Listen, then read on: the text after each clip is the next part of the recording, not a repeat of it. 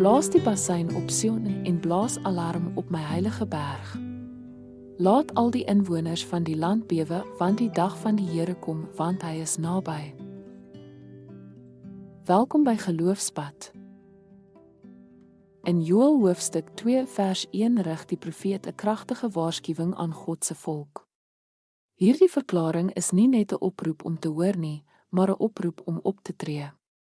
Dit is 'n dringende herinnering aan die komende oordeel wat die mense aanspoor om hulself voor te berei deur bekering en terug te keer na God. Joël se profesie waarsku Israel teen die naderende dag van die Here.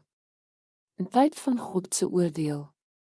Hierdie dag is nie net 'n toekomstige gebeurtenis nie, maar 'n oproep vir onmiddellike optrede. Die trompetgeskal dui op die nadering van 'n magtige en vreesaanjaende leer. Een wat verwoesting sal bring, baie soos die sprinkane wat reeds Juda se oeste verwoes het. Joël se boodskap gaan egter nie net oor die gevolge van sonde nie. Dit is 'n oproep tot bekering. Die volk Israel, God se uitverkore volk, is keer op keer gewaarsku.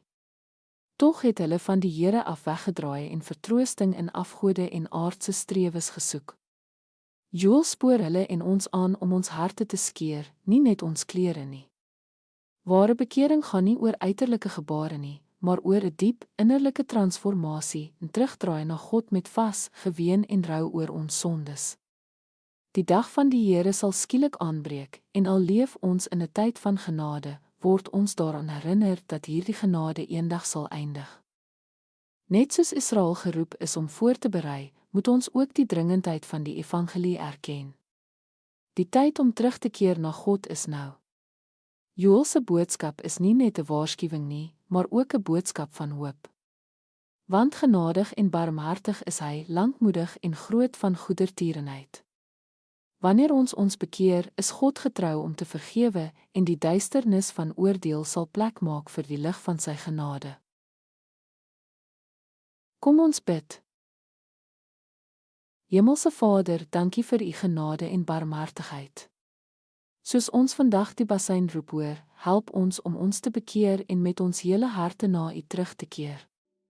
Mag ons nie uitstel nie, maar dadelik reageer, wetende dat u getrou is om te vergewe. Gebruik ons om die boodskap van u genade aan ander te versprei, terwyl daar nog tyd is. In Jesus se naam, amen.